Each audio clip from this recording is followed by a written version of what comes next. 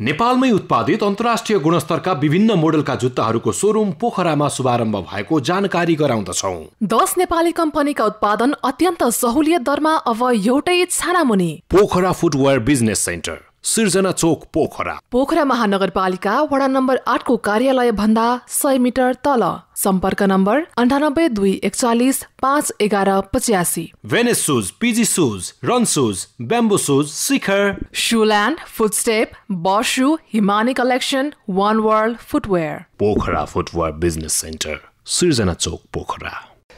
नमस्कार, public 4K को daily talk show the भ्यूमा यहाँलाई हार्दिक स्वागत छ। म रघुनाथ वाग्ले। दर्शकवृन्द, आजको संवादमा हामीसँग हुनुहुन्छ नेकपा एमालेका उपमहासचिव तथा देशका पूर्व परराष्ट्र मन्त्री प्रदीप ग्यावाली। पछिल्लो समयमा करिब 2 दशक अगाडिदेखिको नेपालको राजनीतिलाई हेर्ने हो भने पछिल्लो समयमा राजनीतिक दलहरू र ती दलका नेताहरू सत्ता र शक्तिको पछाडि नै दौडिरहेको, त्यसैका निम्ति सङ्घर्ष गरिरहेको जस्तो देखिन्छ।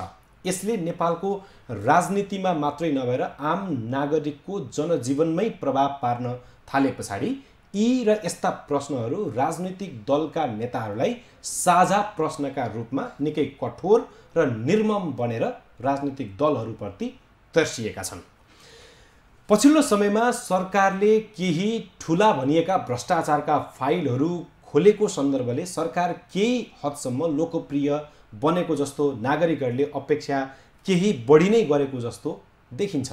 यो समयमा नेकपा एमालेको भातृ सङ्गठन राष्ट्रिय युवा सङ्घ नेपालले देशका गृहमन्त्रीको राजीनामा माग गर्दै राके जुलुस निकाले पश्चात अब यी फाइलहरू खुल्दै जाँदा टोप बहादुर रायमाझी जस्तै नेकपा एमालेका अन्य नेताहरू पनि फस्ने हुन् कि भन्ने डरले नेकपा एमालेलाई कतै कतै झकझक्याएको त होइन भन्ने खालका शङ्का उपशङ्काहरू उब्जिएका छन्।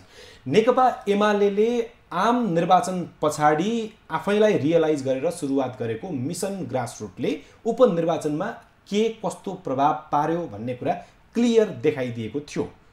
अबको नेकपा एमालेको पोलिटिकल पथ के हो, अब नेकपा एमालेले देशको राजनीतिलाई कसरी हेरिरहेको छ र पछिल्लो समयमा सत्ता गठबन्धनकै प्रमुख घटक नेपाली कङ्ग्रेसका महामन्त्रीहरूले चित्त नबुझे गठबन्धन भत्किन सक्छ, नयाँ सरकार बन्न सक्छ भनिरहेको सन्दर्भ र नेकपा एमाले र नेपाली कङ्ग्रेसका दोस्रो वरियताका नेताहरूबीच भेटवार्ता भयो भन्ने खालको विषय बाहिर आइरहेको सन्दर्भ के हो, के अब सरकार परिवर्तन हुँदैछ भन्ने खालको विषय पनि गम्भीर रूपमा आइरहेको छ। पछिल्लो समयमा देखिएको कुर्चीको यो चेयर रेस चलिरहेको छ, यो कहिलेसम्म भन्ने विषयका संवादहरू आजको संवादमा केन्द्रित हुनेछन्। हामीसँग हुनुहुन्छ नेकपा एमालेका उपमहासचिव, देशका पूर्व परराष्ट्र मन्त्री प्रदीप ग्यावाली। नमस्ते, स्वागत छ तपाईँ। हजुर, धन्यवाद। आराम हुनुहुन्छ? मलाई बेस छ। तपाईँलाई गण्डकी प्रदेशमा देखिरहँदा मलाई पहिलो प्रश्न चाहिँ नेकपा एमालेको विशेष प्राथमिकता अथवा गहिरो नजर गण्डकी प्रदेशमा परेको हो। तपाईँहरूले इन्चार्ज पनि सिनियर नेता नै ल्याएर राख्नुभयो र तपाईँहरू पनि प्राय सिनियर नेताहरू पोखरा, गण्डकी प्रदेशको राजधानी पोखरा आइराख्नुहुन्छ। यति बेला भर्खर मात्रै महेश बस्नेत पोखरामा हुनुहुन्थ्यो, तपाईँ अहिले आउनुभयो, 1-2 दिन नै बस्ने गरी आउनुभयो। गण्डकी प्रदेशमा नेकपा एमालेको विशेष नजर परेको हो? पार्टी नेतृत्वको नजर चाहिँ देशका सबै भूभागमा छ। मेरै कुरा गर्नुहुन्छ भने म अघिल्लो हप्ता कर्णालीमा थिएँ, फर्केपछि मध्य प्रदेशमा 3 दिन बिताएँ र अहिले तपाईँकोमा आइपुगेको छु। यहाँबाट फर्के लगत्तै म सुदूरपश्चिम जान्छु। त्यसो भएर देशका सबै भूभाग र सबै ठाउँको पार्टी सङ्गठनलाई बलियो बनाउने हाम्रो अभियान हो। त्यसभित्र स्वाभाविक रूपले गण्डकी पनि पर्छ, किनभने गण्डकीको आन्दोलन चाहिँ नेकपा एमालेका निम्ति विशेष प्रिय पनि छ र विशेष महत्त्वपूर्ण पनि छ। जस्तो अब गण्डकी प्रदेशमा यसभन्दा अगाडिको इन्चार्ज जो हुनुहुन्थ्यो उहाँ र अहिले बन्नुभएको इन्चार्ज पदीय जिम्मेवारीबाट पार्टीमा एउटै लेभलमा हुनुहुन्छ, तर पहिलाको इन्चार्ज चाहिँ बरु गण्डकी प्रदेशवासी नै हुनुहुन्थ्यो। उहाँले नेतृत्व गर्दा गण्डकी प्रदेशको सङ्गठन झन् सुदृढ ढङ्गबाट अगाडि बढ्छ होला। अब त इन्चार्ज भेट्नका लागि गण्डकी प्रदेश स्तरीय नेता तथा कार्यकर्ताहरू काठमाडौँ जानुपर्ने भयो। यो हुन त तपाईँहरूलाई मिसन ग्रासरुटले चाहिँ अब पार्टीका प्रदेश स्तरका इन्चार्जहरू परिवर्तन गर्नुपर्छ भन्ने खालको सन्देश दियो होला, त्यसको समीक्षा मार्फत त्यो आएको होला। यसले त झन् अप्ठ्यारो पार्दैन पार्टीलाई? यो प्रश्नको गहिराइमा पुग्न तपाईँले हामीले अहिले गरिरहेको कार्यविभाजनको समग्र प्रबन्धलाई हेर्नुपर्छ। हामीले हाम्रो पार्टीका कोही पनि केन्द्रीय सदस्यहरूलाई, उहाँहरू पदाधिकारी हुनुहोस्, उहाँहरू स्थायी कमिटी, पोलिट ब्युरो या केन्द्रीय कमिटीका सदस्यहरू हरेकलाई घर पाएकभन्दा बाहिरको कार्यक्षेत्रमा पठाएका छौँ। 7 जना सचिवहरू, त्यसमध्ये 1 जना लेममा हुनुभएको हुनाले अहिले 6 जना मात्रै, उहाँहरूलाई पनि आफ्नो कार्यक्षेत्रभन्दा बाहिर पठाइएको छ। स्थायी कमिटीहरूलाई पनि त्यसै गरी र अरू सदस्यहरूलाई पनि। यसको तात्पर्य के हो भनेदेखि हामीले एक त हाम्रो नेताहरूले देशको समग्र ठाउँको, समग्र भूगोलको, सिङ्गो पार्टीको तस्बिर उहाँहरूको मस्तिष्कमा आओस्, ताकि भोलि नीति निर्माण गर्दाखेरि एउटा साँगुरो घेराबाट होइन, सिङ्गो देशलाई टेबलमा राखेर उहाँहरूले कुराकानी गर्न सक्नुहोस्, योजना बनाउन सक्नुहोस्, कन्ट्रिब्युट गर्न सक्नुहोस्। दोस्रो, विगतका हाम्रा अनुभवहरू कस्तो देखियो भने लामो समयसम्म एउटा व्यक्ति एउटै कार्यक्षेत्रमा रहँदा स्वाभाविक रूपले त्यहाँ उसका केही इन्ट्रेस्टहरू जोडिने या केही इन्ट्रेस्टहरू चाहिँ बाजिने यस्तो स्थिति पनि बन्दो रहेछ। मातहतको पङ्क्ति पनि युज टु जस्तो छिनेकी नेता हो, उहाँको आनी बानी सबै कुराहरू थाहा छ। कहिलेकाहीँ अन्तर्विरोधहरूसँग अनावश्यक रूपमा मुछिने, कहिलेकाहीँ कसैप्रति अलि बढी निकटता या कसैप्रति अनावश्यक दूरी, त्यो मानवीय कुरा पनि हो, कुनै आग्रहवश होइन। तर लामो समय एउटै ठाउँमा काम गर्दै जाँदाखेरि चाहिँ यो खालका समस्याहरू पनि आउँदो रहेछन्। त्यस भएर हाम्रा सचिवहरू त एउटा प्रदेशबाट निर्वाचित सचिव, एउटा प्रदेशका निम्ति सचिव त होइन, उहाँहरूको त सिङ्गो देशकै जिम्मेवारी लिएर आउनुभएको हो। त्यस भएर यसचोटि हामीले समग्र कार्यविभाजनमै, खालि तपाईँले भन्नुभयो जस्तो प्रदेश इन्चार्जको कुरा मात्रै होइन, जिल्ला इन्चार्जहरू, पालिका इन्चार्जहरू समेत हामीले चाहिँ फरक भूगोलबाट पठाएका छौँ। यसो गर्नुको उद्देश्य मैले अघि भने जस्तो सिङ्गो देशको तस्बिर उहाँहरूले बुझ्न सक्नुहोस्, अरू ठाउँमा पनि पार्टी कसरी अगाडि बढिरहेको छ भन्ने थाहा पाउन सक्नुहोस् र तदनुरूप योजनामा चाहिँ कन्ट्रिब्युट गर्नु। जस्तो एउटै भूमिकामा एउटै व्यक्ति लामो समय रह्यो भने त्यसका विभिन्न इन्ट्रेस्टहरू थाहा हुन सक्छन्, पार्टी पङ्क्तिमा पनि उसको सबै कुरा मेसो पाउन सक्छ। त्यो त एउटा हिसाबले पहिलादेखि जान्दै आएको, थाहा हुँदै आएको। यो मिसन ग्रासरुट सञ्चालन भएर यसको कम्प्लिट भए पछाडि तपाईँहरूले यो कदम चाल्दाखेरि चाहिँ के आकलन गरियो भने यो कुरा चाहिँ नेकपा एमाले मिसन ग्रासरुटबाट फाइन्डिङ गर्यो? मिसन ग्रासरुटमा पनि हामीले साथीहरूलाई फरक भूगोलमा पठायौँ, त्यसको एकदमै सकारात्मक अनुभव आयो। यो प्रबन्ध चाहिँ, यो कार्यविभाजन अहिलेलाई हामीले 1 वर्षका लागि भनेका छौँ। 1 वर्षपछि हामी रिभ्यू गर्छौँ, यो कति फलदायी भयो, हामीले जे अब्जेक्टिभ राखेका थियौँ त्यो कुराहरू फुलफिल भयो कि भएन भन्ने हिसाबले यसमा पुनर्विचार पनि हुन सक्ला। पहिले झन्डै 20-30 वर्षदेखि नै हामीले यो अभ्यास गर्दै आएका थियौँ कि महाधिवेशनपछि एउटा कार्यविभाजन गर्यो, अर्को महाधिवेशनसम्म त्यो व्यक्ति त्यही कार्य भूगोलमा भयो भूगोलमा, विभागमा भयो विभागमा रहने गरौँ भन्ने सोचिरहेको थिएँ। अनि कार्यविभाजन परिवर्तन एउटा महाधिवेशन पछाडि मात्रै हुन्थ्यो, अब अहिले बिचमै गर्नुभएको छ। यो पनि मिसन ग्रासरुट सकिने बित्तिकै हो।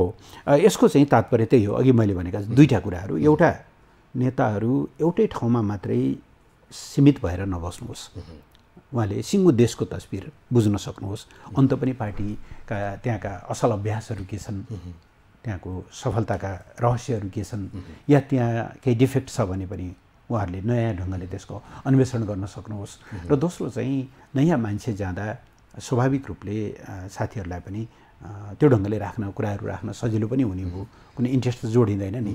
जस्तो अहिले यहाँ गोकर्ण विष्ट आउनुभएको छ, यहाँ कसलाई टिकट दिने अथवा नदिने या के गर्ने भन्ने जस्ता कुराहरू त सामान्यतया उहाँको चासोको विषय हुँदैन। यस हिसाबले पनि अलिक नयाँ ढङ्गले कामलाई अगाडि बढाउन सकिन्छ भन्ने हाम्रो उद्देश्य हो, अपेक्षा हो। अब यसलाई चाहिँ हेरौँ, 1 वर्षपछि चाहिँ हामीले यसको रिभ्यू गर्छौँ। ओके, उपमहासचिवज्यू, अब यो अहिले पछिल्लो समयमा सरकारले केही भ्रष्टाचारका फाइलहरू खोल्न सुरुवात गरेका छ। अब यो भुटानी शरणार्थी प्रकरणमा त तपाईँको पार्टीमा सचिव समेत भइसक्नुभएका एकजना पात्र टोपबहादुर राईमाझी पर्नुभयो। अब यस सँगसँगै अब यो सुनकाण्डको विषय, यो त लहरो अझै यो भुटानी शरणार्थी भन्दा झन् लामो लहरो होला जस्तो छ। ललिता निवासको विषय त्यही अनुसार आइरहेको छ। जे होस् यति बेलाको समयमा सरकारले जनताबाट केही जस पाइरहेको छ, कमसेकम भ्रष्टाचारका मुद्दाहरू बाहिर आए, ती फाइलहरू खुले भनेर। यो सन्दर्भमा तपाईँको पार्टीको युवा सङ्घले चाहिँ राके जुलुस निकाल्यो र यसरी काम गरिरहेका, भ्रष्टाचारको फाइल खोलिरहेका, निर्ममताका साथ भ्रष्टाचारीहरूलाई जेलमा कोचिरहेका गृहमन्त्रीको राजीनामा माग गर्यो। यसमा चाहिँ नेकपा एमालेका नेता पनि अब पर्छन् है, अब यिनीहरूलाई नै काम गर्न लगाइयो भने नेकपा एमालेको पनि खैरियत छैन भनेर तपाईँहरूले युवा सङ्घलाई परिचालन गर्नुभएको हो। यो प्रश्न गर्नुभन्दा अगाडि तपाईँले नेकपा एमालेलाई, नेकपा एमालेको इतिहासलाई, नेकपा एमाले कुन बाटोबाट हिँड्दै आयो, हिजो उसले सरकारमा रहँदा के मुद्दाहरू उठायो, प्रतिपक्षमा हुँदा के मुद्दाहरू उठायो, उसका नेताहरूको ट्र्याक रेकर्ड के छ भन्ने बारेमा थप अध्ययन गर्नुभएको भए राम्रो हुन्थ्यो भन्ने मलाई लाग्छ। खैर, यसमा दुईवटा कुरा म आग्रह गर्न चाहन्छु। नम्बर 1, तपाईँले कुनै ठाउँको फोहोर सफा गर्नु छ भने तपाईँले सबभन्दा पहिले आफूलाई सफा गर्नुपर्छ। सफा हातले मात्रै फोहोरलाई चाहिँ पन्छाएर त्यो ठाउँलाई सफा गर्न सकिन्छ। तपाईँ आफै हातमा फोहोर लिएर कुनै पनि कोठा, कुनै पनि कपडा, कुनै पनि टेबल या चाहिँ केही पनि सामग्रीलाई सफा गर्न सक्नुहुन्न। सरकारले इमान्दारीपूर्वक र बिना पूर्वाग्रह यदि भ्रष्टाचारको विरुद्ध उसले अभियान सुरु गरेको भने हामीले पुरापुरो समर्थन गर्छौँ। तर हाम्रो मनमा सन्देह छ। सन्देह किन छ भन्दाखेरि नम्बर 1, अहिले करिब 1 दर्जन जस्ता केसहरू, करिब भनौँ न 1 दर्जनको हाराहारीमा केसहरू चाहिँ जनमानसमा, मिडियामा, बौद्धिक वृत्तमा यी विषयहरू चाहिँ छानबिन हुनुपर्ने विषयहरू हुन् भनेर भन्नुभएको छ। त्यसमध्ये थुप्रै विषयहरू चाहिँ माओवादीको नेताहरूसँग समेत जोडिएको छ। लडाकु शिविरको भ्रष्टाचारको कुरा गर्नुहोस् या अरू विभिन्न एक थरी फाइलहरूलाई उहाँहरूले मजासँग टेबल मुनि घरमा मुनि लुगाएर राख्नु भएको छ। एक थरी फाइलहरू खोल्नु भएको छ। नम्बर 1, त्यसो भएर साँच्चै नै यो उहाँहरूको भ्रष्टाचार विरुद्धको इमान्दारपूर्वक लडाइँ हो कि या चाहिँ एउटा राजनीतिक उद्देश्य छ, यो त प्रश्नको घेराभित्रै छ। नम्बर 1। दोस्रो, तपाईँले सरकारले लडिरहेको छ, सत्तापक्षले लडिरहेको छ भन्नुभयो। तपाईँले सायद नेपाली काङ्ग्रेसको करिब 1 हप्तादेखि चलिरहेको केन्द्रीय कमिटीको बैठकलाई फलो गर्नुभएको छैन जस्तो लाग्यो। सत्तारूढ पार्टीको बैठकमा जो सत्ताको सबभन्दा ठुलो पार्टी हो त्यसका पदाधिकारीहरूले समेत, उपमहामन्त्री भएका अरू विभिन्न तहमा भएका मान्छेहरूले चाहिँ यो सरकारले हाम्रो नेतालाई फसायो भनेर आवाज उठाइरहेको छ। यो प्रश्न तपाईँले सायद कङ्ग्रेसका कुनै नेताहरूलाई गर्नुभएको छैन, गर्नुहोला। बालकृष्ण खाँडलाई अन्याय भयो भन्ने कुरा। त्यसकारणले मैले यो सरकार होल हार्टेडली यो विषयमा लागिरहेको छ कि यो एउटा स्टन्टबाजी हो भन्ने पनि प्रश्नहरू छन्। जहाँसम्म तपाईँले युवा सङ्घले निकालेको जुलुसको कुरा गर्नुभयो, युवा सङ्घको गल्ती के हो? त्रिभुवन अन्तर्राष्ट्रिय विमानस्थलमा दर्जनौँ संस्थाहरू छन्। त्यसमध्येका कम्तीमा पनि 6वटा या 7वटा संस्थाहरू चाहिँ सिधै गृह मन्त्रालयको मातहत छन्। इमिग्रेसन गृह मन्त्रालयको हो, प्रहरी गृह मन्त्रालय मातहत पर्छ, जसले सुरक्षा चेक गर्छ। त्यस पछाडि सशस्त्र छ, अरू विभिन्न चाहिँ भित्री र बाहिरी घेरा गृह मन्त्रालयभित्र छ। र त्यहाँ चाहिँ अब अहिले त तपाईँले मिडियामा हेरिरहनु भयो होला, गएको त्यो सुन तस्करी बढ्न थाल्यो भनिसकेपछि सिसिटिभीहरूको कनेक्सन चाहिँ सिधै गृहमन्त्री र गृह सचिवको चाहिँ कार्यकक्षमा समेत मोनिटर गर्न मिल्ने गरिकन सिसिटिभीको कनेक्सन त्यहाँ निर्माण गरिएको चाहिँ कुरा गएको 1 वर्षदेखि त्यो कनेक्सन टुटाइएको छ भन्ने मिडिया तपाईँहरूले नै फलो दिनुभएको म्यासेजबाट अथवा न्युजबाट हामीले फलो गरेका हौँ। अनि यति ठुलो केस र त्यही जुन पर्टिकुलर कम्पनी छ, जुन कम्पनीले चाहिँ ब्रेक सुको नाममा चाहिँ 150 किलो प्लस चाहिँ सुन भित्र्याएको छ, यो त उसको 23औं पटकको चाहिँ कारोबार मतलब पक्डिएको हो। 22वटा कारोबार योभन्दा अगाडि नै उसले गरिसकेको छ भनेको छ। यो प्रश्न गृहमन्त्रीमाथि उठ्छ कि उठ्दैन? कि त गृहमन्त्रीले भन्नु पर्यो मेरो कहीँ न कहीँ मिस भयो, त्यसले गर्दा मेरो आँखा अगाडिबाट यस्ता खालका चाहिँ अनियमित कामहरू भयो, म आफू संलग्न छैन तर मैले यो कुरा कन्ट्रोल गर्न नसक्नु मेरो कमजोरी हो भन्नु पर्दैन? उहाँको सामु कुनै नैतिक दायित्व आउँदैन? यो प्रश्न चाहिँ एउटा नागरिकले गृहमन्त्री तपाईँको मातहतबाट, तपाईँको इमिग्रेसनबाट त्यत्रो पैसा छिर्यो, के अरे सुन छिर्यो, तपाईँको चाहिँ उसबाट छिर्यो, तपाईँको प्रहरीले पत्ता लगाएन, राजस्वले पत्ता लगायो भन्दाखेरि यो प्रश्न गर्दा यसमा नेगेटिभ ढङ्गले टिप्पणी गर्नुपर्ने त कुनै कारणै देख्दैन मैले। के त्यसो भनेर सुन तस्करहरूलाई कारबाही गर्न पाइँदैन भने छ र युवासँगले हामीले त वास्तविक सुन तस्करहरू अगाडि ल्याऊ, जसको आज एउटा फोटो पनि हेरेको थिएँ मैले, त्यो कुन समथिङ भुजेलको एउटा घरको तस्बिर छ, तपाईँले देख्नुभयो होला, दयनीय छ। 4 महिना अगाडि मतलब केही महिना अगाडि चाहिँ दर्ता भएको त्यो उसको नाममा दर्ता भएको कम्पनी जसले चाहिँ एउटा स्कुटी पनि किन्न सक्दैन भनेर त्यहाँको वडा अध्यक्षले समेत भनेका छन्, उसको नाममा यत्रो धेरै कारोबार भइरहेको छ। गृह मन्त्रालयका 6वटा चाहिँ विङहरू त्यहाँ छन्, अनि गृह मन्त्रालयमाथि नैतिक प्रश्न उठ्दैन र? उठ्छ नि। जस्तो अब यो अहिले कारबाहीको प्रक्रियामा अगाडि बढिरहेको छ, सुन समातिएको छ, गृह मन्त्रालयले कामै नगरेको भए त सुन ठिक छ, जहाँबाट अब यो एयरपोर्टबाट कसरी सुन बाहिर आयो, कसरी प्रवेश गर्यो, कसरी छिर्यो भन्ने विषयका बहसहरू त होलान्, तर सरकारले काम त गरिरहेछ नि, समात्यो नि त सुन त। होइन, पहिलो कुरा यसमा गृहमन्त्रीले पर्सनली जस नलिनुहोस् मेरो आग्रह छ, किनभने गृह मन्त्रालय मातहतको चाहिँ निकायले समाएको होइन। गृह मन्त्रालयका त सबै आँखा छलेर राजस्व त अहिले त प्रधानमन्त्री कार्यालय मातहत होला नि त। निकै हल्ला हल्ला गरिएको थियो त्यति बेला केपी ओली प्रधानमन्त्री हुँदा, राजस्व सम्पत्ति शुद्धिकरण अनि राष्ट्रिय अनुसन्धान विभाग चाहिँ प्रधानमन्त्रीको मातहत लगियो, भयङ्कर तानाशाही आउने भयो मुलुकमा भनेर न्यारेटिभ निर्माण गरिएको त तपाईँलाई सम्झना नै छ होइन। अहिले पनि फेरि अब त्यहाँ लोकतन्त्र, त्यसो गर्दा लोकतन्त्र गयो भन्नेहरू अहिले उहाँहरूले पालै पालो, शेरबहादुरले पनि आफ्नो मातहतै राख्नुभयो, प्रचण्डले पनि आफ्नो मातहत राख्नुभयो, खैर यो बेग्लै केस भयो।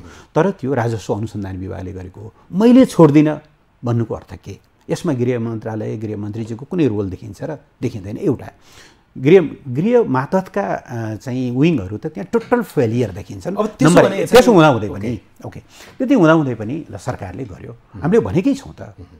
तपाईँले अघि टोपबहादुर रायमाझीको कुरा उठाउनुभयो, तपाईँले यो पनि तुलना गर्नु भएन कि हामीले त त्यो प्रश्न उठ्ने बित्तिकै उहाँले सम्पर्क गर्नुभयो अर्घाँचीबाट, अध्यक्षले चाहिँ तपाईँले आएर जे भएको हो यो अनुसन्धानमा सघाउनुहोस् भन्नुभयो, पछि उहाँ अनुसन्धानमा उपस्थित हुनु भएन। त्यसपछि सरकारलाई अनुसन्धानमा सजिलो होस् भनेर हामीले त निलम्बन गरेका छौँ। मुद्दा दायर भइसक्यो, एउटा पार्टीको चाहिँ केन्द्रीय सदस्यको बारेमा केन्द्रीय कमिटीमा त्यत्रो कुराकानीहरू उठ्छ, तपाईँले यो कम्पेयर पनि गर्नुहुन्न।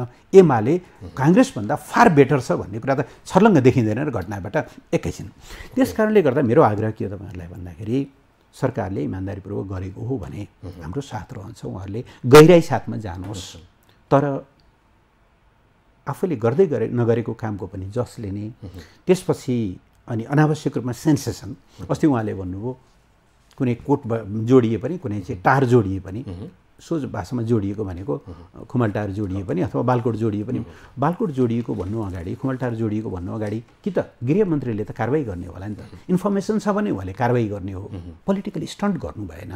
त्यस कारणले गर्दाखेरि जहाँसम्म हाम्रो कुरा हो, हामी त हिजो सरकारमा हुँदाखेरि पनि तपाईँलाई कतिको याद छ, ललिता निवासको कुरा गर्नुभयो, ललिता निवासको यो विषय उठान कसले गर्यो? शारदा प्रसाद तीर्थालको आयोग कसले बनायो? त्यस पछाडि 2049 सालदेखि विभिन्न श्रृङ्खलामा गरेर सरकारी जग्गा व्यक्तिको नाममा गर्न गरिएका यस अगाडिका सबै सरकारका निर्णयहरू खारेज गरेर अनि चाहिँ सरकारको नाममा ल्याउने काम कसले गर्यो? त्यो त त्यही केपी ओली नेतृत्वको सरकारले गरे होला नि त। त्यस कारणले त्यसमा पनि तपाईँहरू जोड्दै हुनुहुन्छ भनेपछि यो नेपालमा कस्तो एउटा भाष्य निर्माण गर्न खोजिएको म देख्छु भनेदेखि सबै उस्तै हुन्, सबै खतम छन्, कोही पनि गतिलो छैन भन्ने यो भाष्यले कसैलाई पनि राम्रो गर्दैन। मिडियाले चाहिँ यस्तो कमसेकम यस्तो कुराहरूबाट जोगिनुपर्छ भने होइन। जस्तो एमाले पनि सरकारलाई जस लिन मिल्दैन, गृहमन्त्रीले मात्रै जस लिन मिल्दैन भनेर भनिरहेको परिवेश छ। भन्न खोजेको यहाँनिर काम गरिरहेछ, ठिक छ, जस लिने नलिने भन्ने कुरा पाखा लगाइदिउँ, एकछिन काम हुन दिउँ न कमसेकम। त्यसमा त कसले रोक्यो र? अनुसन्धान गर्न दिउँ, काम गर्न दिउँ। त्यसमा त कसैले कहीँ अनुसन्धान गर्न पाउँदैन। राजीनामा माग्दिने, आन्दोलन गर्ने तपाईँको नैतिक दायित्व हो। किनभने यसमा तपाईँलाई यसमा चाहिँ नेकपा एमालेको यो सुन काण्डमा गृहमन्त्री स्वयंको संलग्नता छ भन्ने आरोप हो? होइन, हामीले भनेका होइनौँ। प्रश्न के हो भन्दाखेरि मिडियाहरू तपाईँहरूले नै भनिरहनु भएको छ कि यो 22औं या 23औं पटकमा त्यो भुजेलको नाममा आएको चाहिँ कारोबार लिएर आएको चिज चाहिँ पक्रियो। 22 चोटि त त्यो स्किप भइसकेको छ। अस्ति एउटा मिडियाले डिटेलमा हङकङमा कस्तो कसले यो काम गरिरहेछ, कुन सिपिङ कम्पनीले काम गरिरहेछ भन्ने कुराको एउटा डिटेल विवरण पनि आइसकेको छ। भनेपछि त लामो समयदेखि यो धन्दा त चलिरहेको रहेछ, त्यही मातहतका संस्थाहरूबाट चलिरहेको रहेछ। त्यसले नै के सेटिङ मिलेन र कसरी त्यो प्रश्न लिक भयो थाहा छैन मलाई। यस्तोमा अब यो तस्करी भएर भारततिर जाने भएको हुनाले कुनै बाह्य एजेन्सीहरूले सूचना दिए कि अथवा चीनबाट यस्तो भइरहेछ भन्ने भएको उताबाट सूचना आयो कि त्यो पनि हामीलाई थाहा छैन। जे होस्, तर एउटा सानो अंश समाइयो, त्योभन्दा ठुलो अंश त त्यहाँबाट निरन्तर गइरहेको रहेछ। त्यस भएर हाम्रो आग्रह के हो भने गृहमन्त्रीज्यू प्रचार गर्नुको साटो तपाईँले यो डिफेक्ट जहाँबाट उहाँहरूको हिसाबमा अहिले मिडियामा आएको हिसाबमा भन्यो भने करिब 900 किलो जति सुन त्यहाँबाट गएको 1 वर्षमा बाहिरिएको छ भन्ने छ। यसको छानबिन गर्नुहोस् र यसका मुख्य मास्टर माइन्डहरूलाई अगाडि ल्याउनुहोस्। सामान्य त्यो भरियाहरूलाई, ट्याक्सी ड्राइभरलाई समाएर यसको निष्कर्षमा पुगिन्छ र त्यो गर्नुहुन्छ भने हाम्रो पुरापुर साथ रहन्छ। ठुला माछा चाहिँ समात्न सकेन यो सरकारले पनि, छैन अहिलेसम्म त्यस्तो देखिँदैन। हस्, अब यो पछिल्लो समयमा आइरहेका चर्चाहरू जस्तो अहिले मैले भर्खर प्रश्न गर्दाखेरि तपाईँले नेकपा एमालेका नेताको ट्र्याक रेकर्ड हेर्नुभएको भए अझ राम्रो हुन्थ्यो भन्नुभयो। अब यो 70 करोडको अडियो काण्ड पनि नेकपा एमालेकै नेताको आवाजको हो भनेर चर्चा भयो। उहाँले हो मैले 70 करोड हान्देकै हो भनेर मिडियामा अन्तर्वार्ता नै दिनुभयो। बालुवाटार जग्गा प्रकरणको विषयमा कसको नाम जोडियो भन्ने कुरा चाहिँ तपाईँलाई राम्रोसँग थाहा छ, मैले भन्नु पर्दैन होला कि यिनीहरूलाई चाहिँ ट्र्याक रेकर्डको रूपमा मान्नु मिल्दैन? गोकुल बास्कोटाले जे बोल्नुभयो त्यो गलत बोल्नुभयो हैन। त्यस कारणले नै बोलेको अडियो बाहिर आउने बित्तिकै जे बोल्नुभयो गलत बोल्नुभयो कि जे गर्नुभयो गलत गर्नुभयो? तपाईँ जतिको साथीलाई मेरो आग्रह के छ भने नेपालमा सेक्युरिटी प्रेस सम्बन्धी अहिलेसम्म काम के कति भएको छ, यस सम्बन्धी कुनै सरकारले निर्णय गरेको छ कि छैन, कुनै कम्पनीसँग यस सम्बन्धी सम्झौता भएको छ कि छैन, सेक्युरिटी प्रेस आएको छ कि छैन, सेक्युरिटी प्रेस चाहिँ त्यसरी ल्याउने बाटोमा हिँडिएको छ कि सरकारले G2G गर्ने भनेको छ, यति त अध्ययन गर्दैनौ न तपाईँलाई। सडकमा मिडिया तपाईँ चाहिँ गुगल बास्कोटाले जे बोल्नुभयो गलत बोल्नुभयो भन्ने पोइन्टमा त्यस कारणले उहाँले गलत बोल्नु भइसकेपछि उहाँलाई मोरल्ली तपाईँले चाहिँ स्टेप डाउन गर्नुहोस् भन्नुभयो प्रधानमन्त्रीले। उसै दिन साँझ उहाँले स्टेप डाउन गर्नुभयो, जुन दिन चाहिँ के भन्दाखेरि अडियो बाहिर आयो। दोस्रो, कुनै गलत बोल्नु भएको थिएन शेरबहादुर तामाङ। के अरे बङ्गलादेशमा ढाकामा चाहिँ MBBS पढ्दै गरेका नेपाली विद्यार्थीहरूमाथि राम्रो व्यवहार भइरहेको छैन भन्ने सुनेको कुरा उहाँले बताउनुभयो। यस्तो ह्यु एन्ड क्राई गरियो, ल भइहाल्यो मोरल्ली भनेर उहाँले पनि छोडिदिनु भयो। नेकपा एमाले यसरी गरेर टोबहादुरजीको बारेमा मैले भने उहाँ दोषी हो होइन अदालतमा विचाराधीन छ, त्यो अहिले हामीले बोल्ने विषय भएन। अदालतलाई निष्पक्ष ढङ्गले छानबिन गर्न दिउँ, निष्पक्ष ढङ्गले न्याय सम्पादन गर्न दिउँ। दोषी हुनुहुँदो रहेछ भने जुन औँलामा विष लायो त्यही औँला झर्छ। नभए सामान्यतया कानुनको एउटा भनाइ के छ भन्दाखेरि इनोसेन्स अन्टिल प्रुभन गिल्टी भन्छ नि त। दोषी साबित नहुन्जेलसम्म ऊ चाहिँ निर्दोष हो भनेर मानेर चल्नुपर्छ भनेर। तैपनि मैले भनिहालेँ प्रश्न उठ्ने बित्तिकै हामीले त निलम्बन गऱ्यौँ। प्रश्न उठ्ने बित्तिकै हामीले स्टेप डाउन गर्नुहोस्, राजीनामा गर्नुहोस् भन्यौँ। गोकुलजीको हकमा भन्नुहोस् या चाहिँ के भन्दाखेरि शेरबहादुर तामाङजीको बारेमा तपाईँले विष्णु पौडेलको कुरा उठाउनुभयो। उहाँले जग्गा किन्नुभएको देखिन्छ, उहाँले सार्वजनिक रूपमा भन्नुभयो यो जग्गा मैले सरकारलाई हस्तान्तरण गर्छु।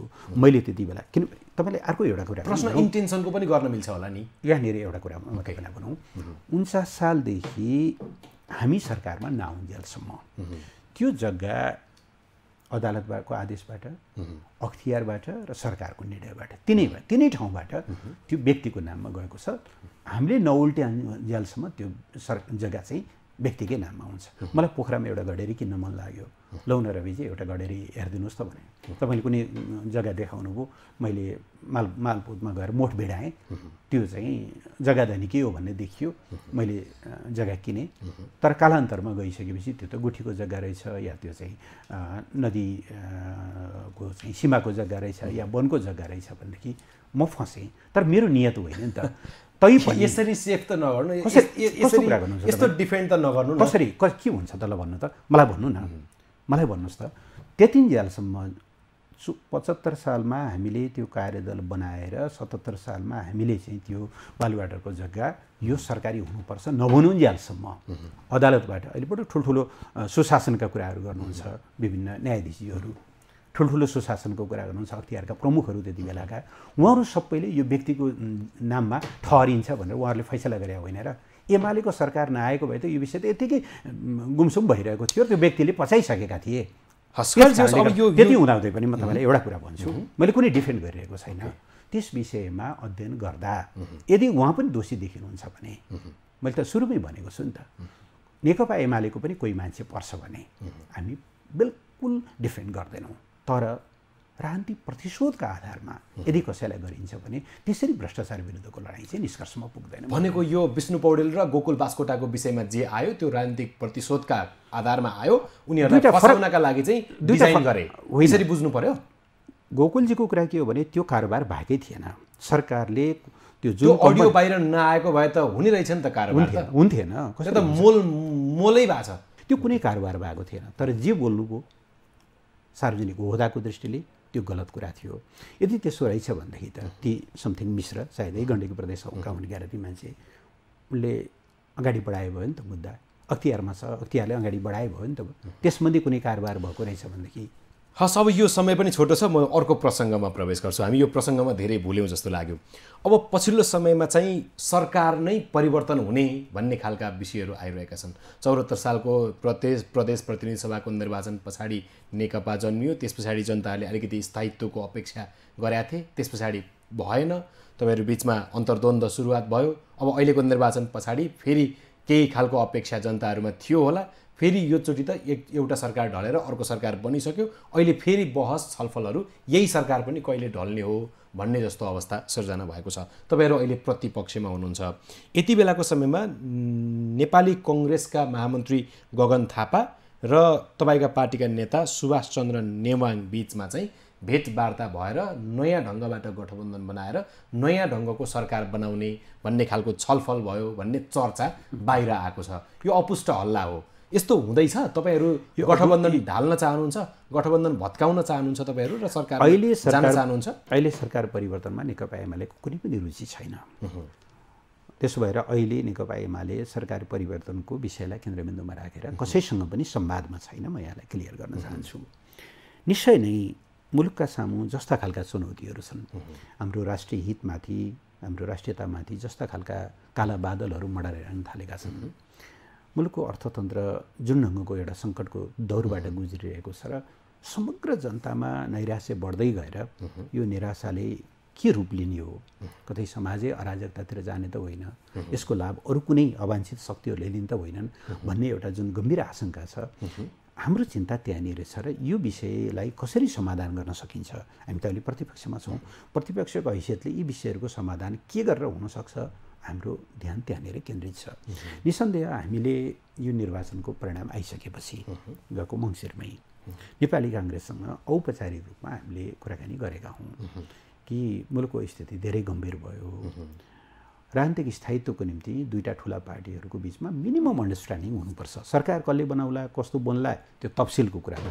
तर यी तीनटा एजेन्डामा, यो बदलिँदो भू राजनीतिभित्र हाम्रो राष्ट्रियताको रक्षा गर्ने प्रश्नमा, यो अर्थतन्त्रको सङ्कट र यसबाट मुलुकलाई बाहिर निकाल्ने प्रश्नमा र जनतामा बढ्दै गएको निराशा र अस्थिरताको यो स्थितिभित्र मुलुकमा एउटा राजनीतिक स्थायित्व र जनतामा एउटा आशावाद जगाउनको निम्ति हाम्रो बिचमा मिनिमम अन्डरस्ट्यान्डिङ चाहिँ बनाऊ है भनेर हामीले औपचारिक रूपमा उहाँलाई भनेका थियौँ।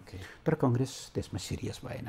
उहाँहरू गठबन्धनमै हुनुहुन्थ्यो र गठबन्धनकै बाटोमा अगाडि बढ्न चाहनुभयो। हामीले त्यसलाई अलिकति सच्याउने कोसिस गऱ्यौँ, तर प्रचण्ड फेरि पुरानै ठाउँमा फर्किनुभयो र आज उहाँहरूले यसलाई कम्फर्टेबलै मानिरहनु भएको छ।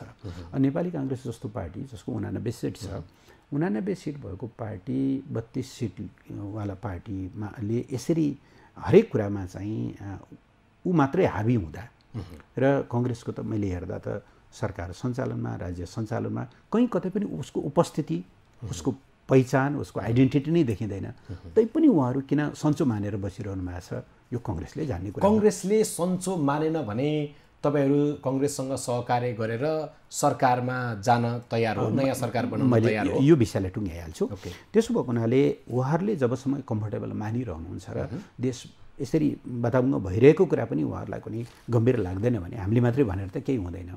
तर यदि साँच्चै नेपाली काङ्ग्रेस ओहो यसरी त अगाडि बढ्न सकिँदैन, यसरी त देशलाई जोगाउन सकिँदैन, अब नयाँ ढङ्गले अगाडि बढाउँ भन्ने हो भनेदेखि सरकार परिवर्तनका लागि हाम्रो कुनै रुचि होइन। तर सबभन्दा पहिले सरकार बनाउने भने के का लागि सरकार? तपाईँले अघि सुरुमा एउटा प्रश्न गर्नुभएको थियो अथवा ब्याकग्राउन्डमा भन्नुभएको थियो, दलहरू खालि अथवा मुलुकको राजनीति खालि सत्तामुखी भयो भनेर निश्चय नै राजनीति र सत्ता जोडिएकै विषय हुन्। तर यसमा हामीले हेर्नुपर्ने एउटा सत्तामा जाने कुन बाटोबाट त्यसको साधनको वैधताको पवित्रताको कुरा आउँछ, दोस्रो केका लागि त्यसको चाहिँ एउटा उद्देश्यको कुरा आउँछ। यी दुईटा उद्देश्यबाट बाहिर राखेर सरकार बनाउने या भत्काउने कुराको त कुनै पनि अर्थ हुँदैन।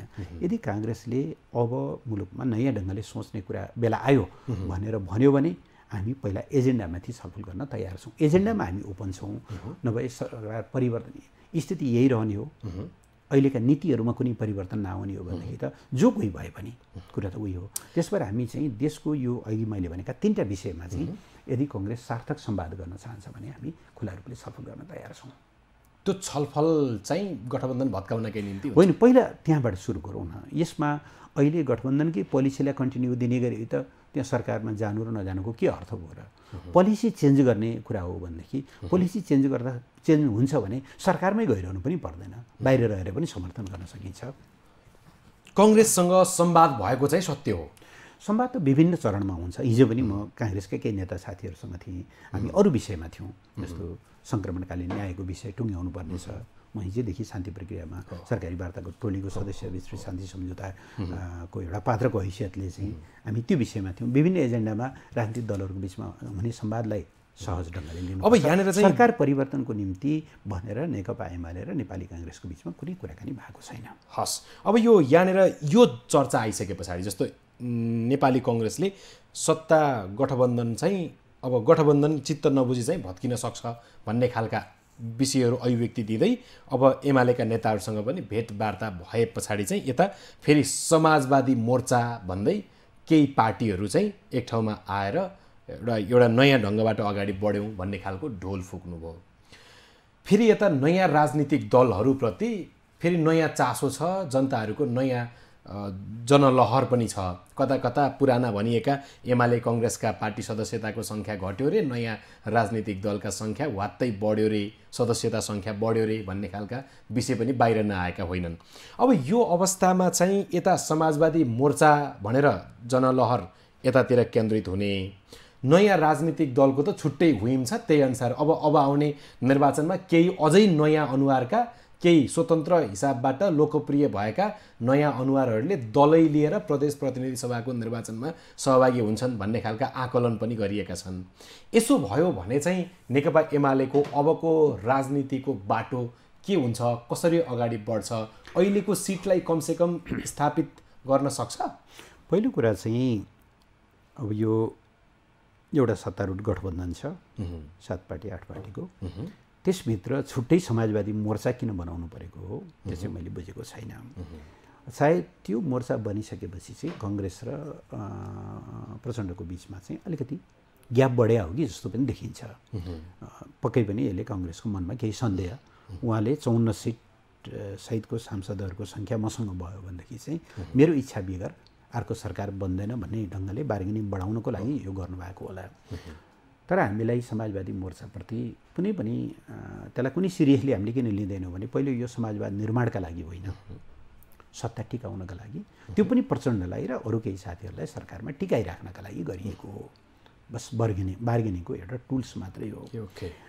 तपाईँले हेर्नुभयो भनेदेखि 64 सालमा माओवादी 240 सिटमध्ये 120 सिटमा थियो र 30% उसको पपुलर भोट थियो।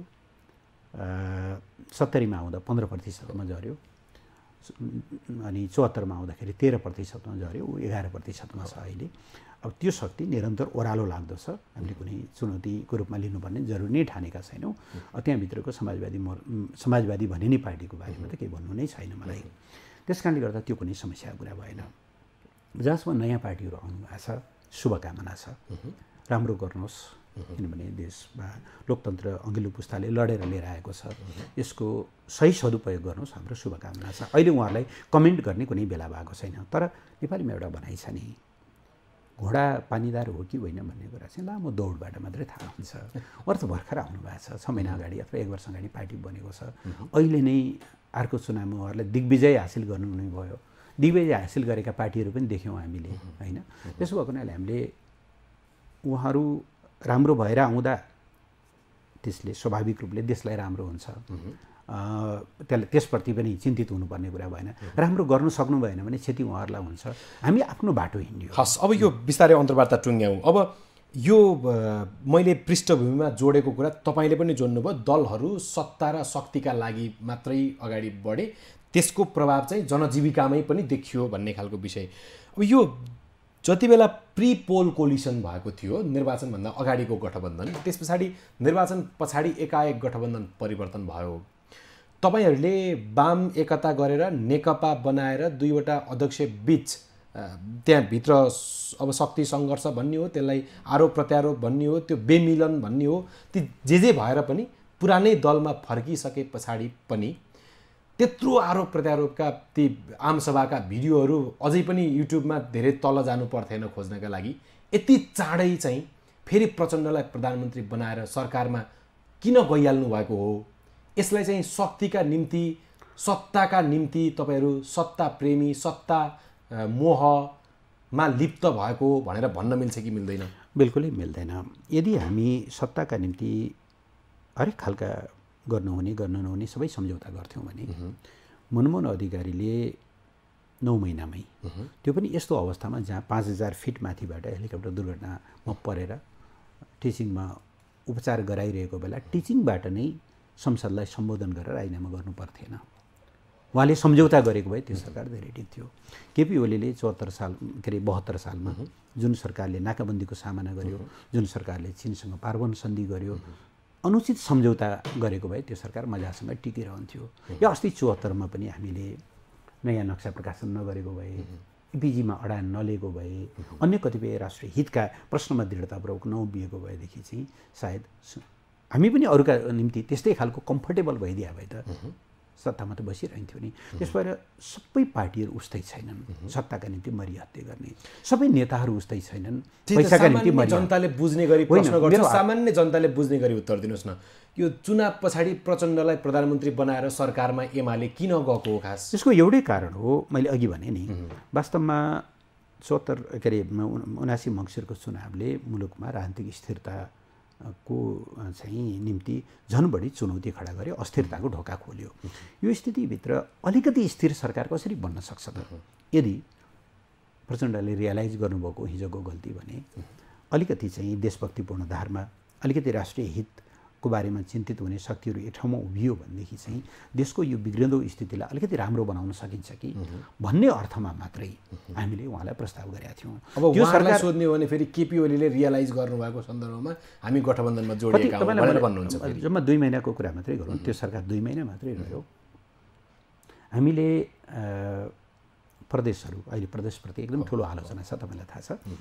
हामीले चाहिँ प्रदेशहरूमा 16वटा मन्त्रालयहरू घटायौँ। एउटा सानो सुरुवात त 2 महिना पनि गर्न सकेको रहेछ नि त। अर्थतन्त्रमा सकारात्मक सङ्केतहरू आएका थिए। यो खालको एउटा स्थिति बन्दै थियो। अब उहाँहरूका लागि अरू नै कुरा प्रिय भयो। त्यसले गर्दाखेरि चाहिँ हामीले गरेको प्रयास अनुचित थिएन, तर त्यसलाई टिकाउन सकिएन। किनभने अहिले त तपाईँले बुझिसक्नुभयो होला भन्ने लाग्छ, प्रचण्ड अहिले चाहिँ कुन निष्कर्षमा पुग्नु भएको छ भने सत्ता टिकाउनुपर्छ, यसका लागि मैले बाह्य शक्ति केन्द्रहरूलाई रिझाउनुपर्छ भन्ने ठाउँमा पुग्नु भएको छ। किन उहाँलाई अब जनताको शक्तिमाथि त भरोसा भएन। मैले अघि तपाईँलाई ग्राफ पनि बताएँ, 120-26 हुँदै हुँदै चाहिँ झर्दै आएको ग्राफ। अर्को चुनावमा कङ्ग्रेसले बोकेन भने झनै बढी तलमाथि हुने स्थिति छ। सो सत्ता टिकाउनको निम्ति उहाँ बाह्य शक्ति केन्द्रहरूको सहारामा पुग्नुभयो। त्यसले गर्दाखेरि हाम्रो जुन सदाशयपूर्ण हाम्रो प्रयास थियो त्यो सफल हुन सकेन। हस्, अब अन्तिम प्रश्न। अब यो अहिलेको चाहिँ यो राजनीतिक परिवेश हामीले जे देखिएको छ, योभन्दा अगाडिको निर्वाचन पछाडि प्राप्त भएको 5 वर्षे कार्यकाल पनि चेयर रेसमै बित्यो। अब अहिले चाहिँ के हुन्छ? यो अब चेयर रेस त देखिसक्यो, एकचोटि सरकार परिवर्तन भइसक्यो, गठबन्धन बन्ने र भत्किने यी सिरिजहरू, यी चरणहरू चलिरहेका छन्। अबको सरकारको कार्यकाल तपाईँले के देख्नुहुन्छ? अबको सरकारले जनताका लागि नै काम गर्ने समय पाउला कि चेयर रेसमा यी राजनीतिक दलहरू व्यस्त हुन्? उहाँहरू नेकपा एमालेको हकमा ढुक्क हुनुभए हुन्छ। तपाईँहरू चेयर रेसमा हुनुहुन्न? हामी छैनौँ। हामीलाई मैले अघि भनेका यी 3टा एजेन्डाहरूले हामीलाई बढी पिरोलेको छ। तर म के देख्दैछु भन्दाखेरि चाहिँ उहाँहरू आफ्नै कारणले, अरूका कुराका कारणले होइन, एउटा गठबन्धनमा हुनुहुन्छ, एउटा गठबन्धनको सबभन्दा ठुलो पार्टीको केन्द्रीय कमिटीको बैठकमा पदाधिकारी समेत सम्मिलित भएर राज्यले फसायो हाम्रो नेतालाई भनेर भन्छ। या त्यस्तो पनि त्यस्तो कस्तो देखिन्छ भने नि यस मामलामा अलिअलि डबल स्ट्यान्डर्ड त देखिन्छ।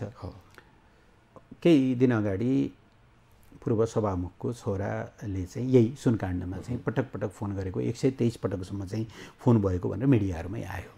तर एकचोटि पनि इन्टरभ्युगेट पुलिसले पनि गरेका छैन, अरू कसैले पनि गरेका छैन। त्यसकारणले उहाँहरू सत्ताधारी पार्टीको चाहिँ सँग निकट हुनुहुन्छ भनेपछि यस्ता कुराहरू उहाँहरूको आफ्नै कारणले उहाँहरूभित्र अन्तर्विरोध बढ्दै गएको म देख्छु। किन स्वार्थको एउटा चाहिँ गठबन्धन हो, स्वार्थ सिद्ध भएन भनेदेखि त्यो कुनै पनि बेला विभाजन हुनसक्छ। उहाँहरूको कारणले के हुन्छ म भन्न सक्दिनँ। हाम्रो ध्यान चाहिँ अहिले पार्टी विस्तारमा, पार्टी सुदृढीकरणमा, हाम्रो ध्यान चाहिँ 2084 को चुनावमा छ। त्यसबाट हामीले मिसन 84 भनेका छौँ, मिसन 51% भनेका छौँ। अहिले सत्ता परिवर्तनमा हाम्रो कुनै रुचि छैन। त्यस कारणले हाम्रो कारणले तपाईँले भन्नुभयो जस्तो म्युजिकल रेस चाहिँ हुँदैन। अब उहाँहरू के गर्नुहुन्छ त्यो त मैले भन्न सक्ने कुरा भएन। हस्, यो समय र संवादका लागि तपाईँलाई धेरै धेरै धन्यवाद। धन्यवाद यहाँलाई पनि। आदरणीय दर्शकवृन्द, यो थियो संवाद नेकपा एमालेका उपमहासचिव देशका पूर्व परराष्ट्र मन्त्री प्रदीप ग्यावालीसँगको। नेकपा एमालेको अबको राजनीतिको बाटो, देशको समग्र राजनीतिको केन्द्रमा रहेर हामीले संवाद गऱ्यौँ। अबको यो सरकार कसरी अगाडि बढ्ला, यो कस्तो खालको गठबन्धन हो, अब देश राजनीतिक स्थायित्वतिर अगाडि बढ्ला कि यो अहिलेको यो गठबन्धन, यो सरकार अस्थिरताकै भुमरीमा फँसिरहेको छ भन्ने सन्दर्भमा केन्द्रित रहेर संवाद गऱ्यौँ। केही सुनकाण्ड, केही हामी यो भुटानी शरणार्थी प्रकरणका विषयमा पनि केही संवादमा रह्यौँ। आजको द भ्यू सकियो। म रघुनाथ वाग्ले लगायत सम्पूर्ण टिमलाई बिदा दिनुहोस्। तपाईँ पब्लिक 4K हेर्दै गर्नुहोस्। नमस्कार। नेपालमै उत्पादित अन्तर्राष्ट्रिय गुणस्तरका विभिन्न मोडलका जुत्ताहरूको सोरुम पोखरामा शुभारम्भ भएको जानकारी गराउँदछौँ। 10 नेपाली कम्पनीका उत्पादन अत्यन्त सहुलियत दरमा अब एउटै छानामुनि। Pokhara footwear business centre, Srijana Chowk, Pokhara. Pokhara महानगरपालिका वडा नम्बर 8 को कार्यालय भन्दा 100 मिटर तल।